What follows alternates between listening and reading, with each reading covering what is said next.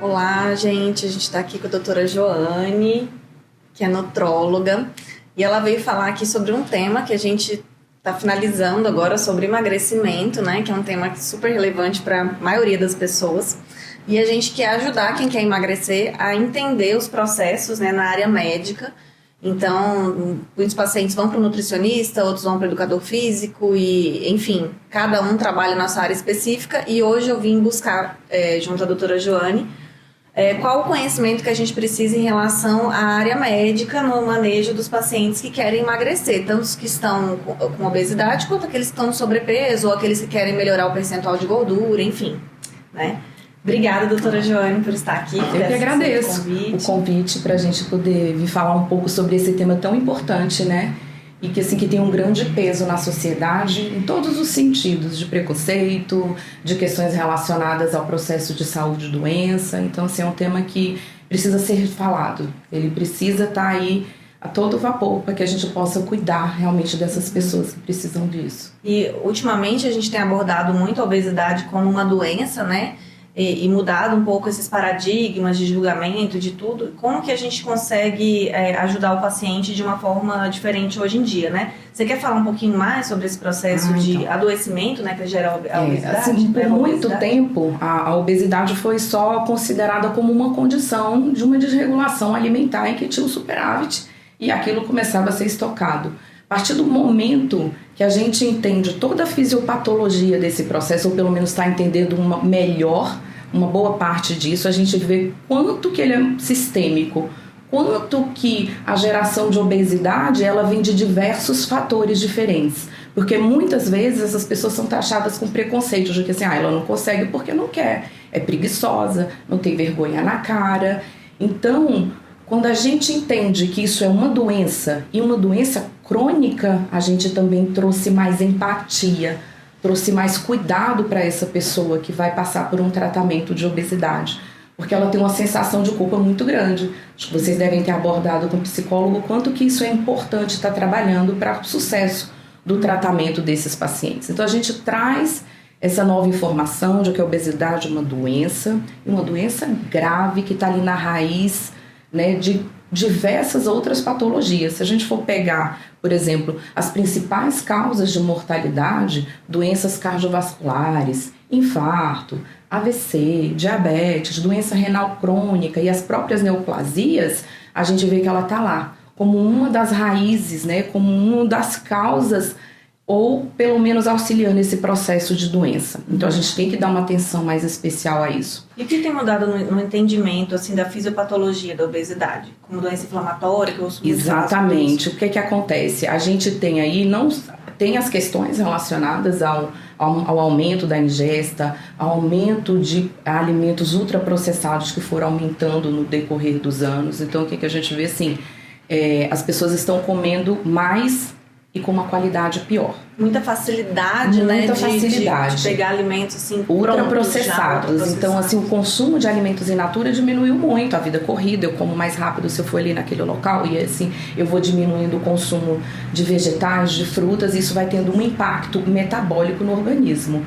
Porque eu começo a ter alterações desde o intestino, que a gente sabe que hoje o comportamento da microbiota vai interferir, vai acelerar ou vai piorar o processo de ganho de peso. Então, o tipo de comida que está sendo colocado para cada pessoa vai estar interferindo na qualidade dessa microbiota, na integridade, né, do intestino, da barreira de mucosa intestinal, que é o que a gente chama de hipermeabilidade intestinal, leaky gut, e a gente sabe que isso é um deflagrador de processo crônico no organismo. O próprio tecido adiposo, a gente já tem um entendimento dele hoje, que quando a gente estudou na época da faculdade, pelo menos eu, ele era um tecido inerte, né? Era um tecido que estava só reservado para o acúmulo de gordura. Exato. E a medicina foi mostrando pra gente que não, ele é um tecido muito inteligente, que tende a fazer assim, eu vou ficar aqui, eu vou me perpetuar. Então ele libera uma quantidade de substâncias que são chamadas de citocinas inflamatórias, que vão interferir em todo o corpo. Então você imagina que isso vai interferir, inclusive, que é uma das coisas que eu acho mais interessante a respeito do que a gente descobriu sobre a fisiopatologia da doença, é que a gente tem uma inflamação em nível de sistema nervoso central, onde tem a regulação do apetite. Então aquele lugar que era para me dizer assim, pronto, basta, você já comeu o suficiente, ele está completamente desregulado.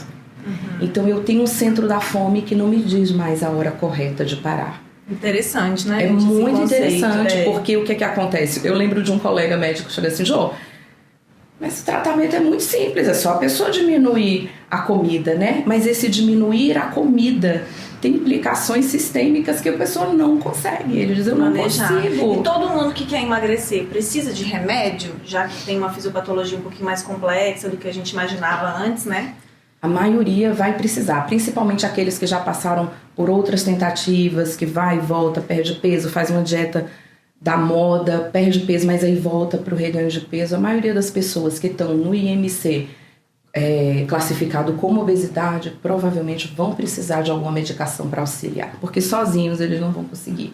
Só com o que a gente chama de mudança do estilo de vida e mudança dos hábitos alimentares, não que isso não precise. Isso precisa vir. Sim. Isso aí é o ponto, o start inicial. É a primeira coisa que deve ser modificada realmente é o estilo de vida e a mudança do hábito alimentar. Mas que a gente possa ajudar esse paciente a dar um segmento, dar uma cadência para que ele firme ali e fique mais tempo com esse tratamento, a medicação vai ser extremamente importante para esses pacientes. Perfeito. Porque ele já tentou de tudo, ele já está naquele assim, na culpa eu já não dou conta, eu não consigo. E a frustração que vem com cada tratamento que ele não consegue chegar aonde ele queria, ou pelo menos aonde ele desejava, aquilo vai frustrando o paciente. E a própria modulação, né, de neurotransmissor, de tudo isso, né? Exatamente.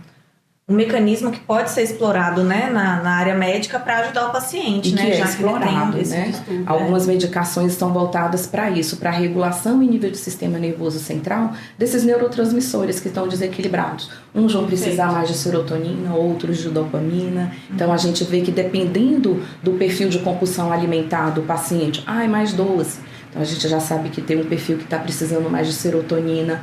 Se é café salgado, a gente sabe, esse paciente está precisando ali mais de uma dopamina. Então, a gente pode, dentro desse contexto, selecionar melhor qual a medicação que a gente pode utilizar para esse paciente. A gente chegou num nível bem de destrinchar isso, né? Isso é interessantíssimo. Estamos chegando, né? E com isso a gente consegue ajudar mais o paciente, né? Na sua área, né? Com certeza. A gente vai vendo dessa forma. Muito bom. E uma coisa que eu queria perguntar, assim, hoje em dia tá aquela febre do Ozempic. Quem tem indicação desse remédio milagroso aí, né, que está sendo divulgado, muita gente usando, até indiscriminadamente, não sei, né, vamos descobrir aqui se é para todo mundo, não é para todo mundo. Quem deve usar o Ozempic? Daquela mesma forma, aqueles pacientes que estão com diagnóstico de obesidade. Ele veio indicado para o tratamento de obesidade. Como você falou, está sendo utilizado de forma indiscriminada. Qualquer pessoa que quer perder ali 1, 2 quilos, aí eles começam a utilizar ali para poder ajudar. Mas a indicação formal é para o paciente que está em obesidade e ele ajuda muito, né? Foi assim, a grande revolução, eu acho que hoje dentro da medicina para o tratamento da obesidade. Ainda tem um custo caro para algumas pessoas, talvez não seja acessível, mas realmente assim traz resultados assim fantásticos. Tem gente mudando o hábito de vida e com isso assim a pessoa fica mais esperançosa. A partir do momento que ela começa a ver resultado, ela se sente mais esperançosa, ela começa a ter mais disponibilidade. Puxa, agora eu vou cuidar. Nossa, como eu mudei, voltei a vestir aquela roupa. Então você vai mudando muito a cabeça, né? O processo inflamatório em nível do sistema nervoso central não sai fácil, não. É muito interessante essa parte, até pra gente poder entender em termos de manutenção de tratamento. E para quem tem assim, só aumento de gordura visceral ou intolerância à glicose, tem indicação de uso de Ozempic também? Talvez dependendo dos valores dos exames, ele poderia até usar o Saxenda, um valor menor ali de sobrepeso, porque que entendimento hoje? Até o sobrepeso, mesmo numa paciente com IMC dentro de normalidade, se ela tiver com um percentual de gordura elevado, a gente pode vir a ter complicações, as mesmas complicações de um quadro de obesidade. Então aquele paciente vai ter uma maior tendência a ter doença cardiovascular, a ter diabetes. Só que talvez não na intensidade que aquele já está classificado como obesidade. Mas assim, quando a gente pega um paciente que às vezes está dentro de um IMC, é considerado normal, mas tem um percentual de gordura muito elevado, porque a massa muscular é baixa. Esse paciente também tem alterações metabólicas tem processos inflamatórios que vai levar ele para o polo de doença. Então, que pode levar ele para o polo de doença. Aí a gente considera para esses casos mais para um sobrepeso. Perfeito. Mais para sobrepeso. E quando que você indica o Saxenda ou Victoza e quando você indica o Ozempic? O Ozempic, a gente já vai para aqueles casos refratários, geralmente paciente que já passou pelo Saxenda, mas voltou a ter reganho de peso. Porque o Ozempic, né, vamos explicar, o Ozempic é semanal, é isso? O Ozempic é aquele que faz o uso da dose semanal e o Saxenda, aquele, são duas medicações da mesma classe, só que o Ozempic, ele tem um resultado superior ao do Saxenda. Então, às vezes, vem um paciente que está ali já no início, é o primeiro tratamento, está começando, às vezes ele vai responder muito bem ao Saxenda e você pode conseguir ir levando esse paciente por um tempo. E é diário, né? É diário. Injetável? É diário, é injetável, subcutâneo, ele parece uma caneta de insulina, para quem nunca viu. E depois de um tempo, dependendo da perda de peso, se não tiver mais respondendo, se já tiver refratário, a gente pode transicionar esse paciente aí. É tudo muito individual, né? É isso que a gente tem que entender. Um paciente às vezes vê um tratamento de um amigo e quer fazer igual, mas assim, o tratamento é muito individualizado, porque às vezes a fisiopatologia que tem em mim, que tem no outro, o dele é mais para o trato digestivo.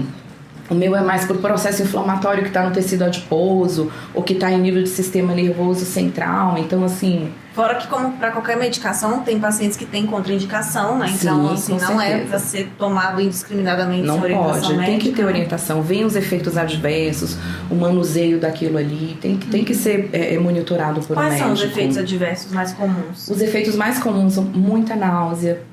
A maioria dos pacientes vão experienciar um quadro de obstipação. Tem pessoas que vão para o polo da diarreia, mas a obstipação é o mais prevalente, já que a gente tem um retardo no esvaziamento gástrico. E aí, como eu falei para você, se eu tenho um grau de obstipação, eu estou interferindo na saúde intestinal. Então, eu já mexo com aquela microbiota, eu já mexo com aquela integridade de parede do intestino. Então, eu posso ter um tratamento que vai ficar aquém do esperado, porque eu não fiz o manejo adequado desse intestino. Então, tudo isso tem que estar sendo olhado com o paciente. Tem uns pacientes que começam e, dependendo da rapidez não, tem um protocolo em que você vai aumentando, né? De tempos em tempos a dose até você chegar na dose alvo, só que até chegar lá tem alguns pacientes que não toleram, aí eles podem até desistir do tratamento. Então tem pacientes que às vezes você vai conseguir progredir, tem pacientes que você vai ter que segurar um pouco naquela dose mais baixa porque ele ainda está se adaptando àquela medicação. Por isso que é tão individualizado e personalizado. Perfeito, por isso que a gente precisa de passar com o médico, né? Com certeza. Com um nutrólogo, um endocrinologista também. Exatamente. Né? Para poder ajudar e seguir um caminho correto, né, que não vai te prejudicar. E sibutramina, por exemplo, que é uma coisa que antes todo mundo usava também, sibutramina, hoje ela é indicada mais para que casos? Ela ainda está como opção de tratamento medicamentoso, você pode utilizar ela lá para alguns pacientes, é o mais barato ainda, mas a gente sempre vai ficar com resguardo, assim, esse paciente é o perfil de paciente que mostrou que não teria tanto benefício, um paciente que já tem comprometimento cardiovascular associado ao diabetes, para esse a gente não utiliza. Então, para alguns pacientes que estão no componente de hiperfagia, talvez possam ser muito bem-vindos e dá para fazer o tratamento para algumas pessoas. Certo, perfeito. Para diminuir um pouquinho a fissura de comer, né? Exatamente. Na verdade, para ficar mais saciado, né? Perfeito. E como perdi peso? Como é que eu mantenho? Não fico naquele efeito sanfona, perco e ganho de novo? O efeito sanfona é o maior desafiador desse processo da gente, né? No tratamento do paciente com obesidade, porque assim, ele emagrece, ele muda ali temporariamente o perfil alimentar dele, começou a atividade física, aí ele chegou num peso, aí ele para. Pronto, cheguei no peso que eu queria. Só que ele para no momento em que o corpo não teve o processo de adaptação para aquele novo estado. Então, assim, o corpo ele tem diversas formas que a gente ainda não entende 100% que ele faz você voltar para o peso antigo. Então, tem, assim, para cada quilo de peso que o meu paciente perdeu, se eu paro hoje o tratamento, ele aumenta em 100 calorias a necessidade dele, basal. Eu estava lá, ele normalmente comia 1.500 calorias. Aí ele emagreceu, ele vai aumentando para 1.600, 1.700. Então a vontade dele, o corpo faz ele ir atrás daquela caloria para tentar voltar ao peso que ele estava anteriormente.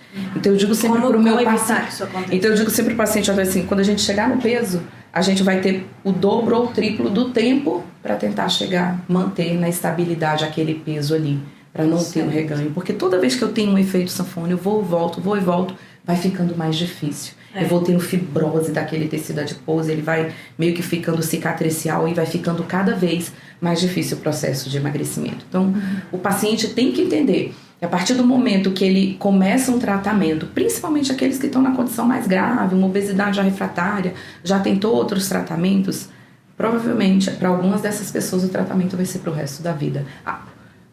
Vai ter que estar ali se policiando o resto da vida. Certo. Perfeito. E implantes hormonais também, que são um tema que está muito na moda, em vigor aí, muito debatido. E reposição hormonal, seja na forma de implante, seja na forma de adesivo, seja na forma de comprimido, enfim. Vamos lá. O que se faz tem essa abordagem? A gente sabe, como a gente falou, é multifatorial, e uma das coisas que vão estar interferindo também são alterações hormonais. Um hipotireoidismo, uma hipovitaminose D, todas elas têm interferência em mecanismos que vão auxiliar o processo de emagrecimento. Como você falou, que está mais em voga hoje em dia, assim, eu vou botar um implante hormonal para emagrecer. Então, assim, tem um específico, né, que é a gestrinona, que o pessoal usa, muito conhecido pelas pessoas como o chip da beleza. O que acontece com ele? Ele é um hormônio que a maior indicação dele é para o tratamento de condições relacionadas ao excesso do estrogênio. Aí vem endometriose, miomatose, ele tem um efeito antiestrogênico e antiprogesterona. Só que com isso ele acaba tendo um efeito maior da testosterona endógena da mulher, porque tá tudo presinho ali, não tem estrogênio, não tem progesterona, a testosterona fica mais disponível, digamos assim, de uma maneira simples, né? De uma maneira bem simples para que a gente possa entender. Então acaba que as mulheres que utilizam ele podem ter um efeito de ganho de massa e uma perda de peso por conta do aumento, talvez, da taxa metabólica basal.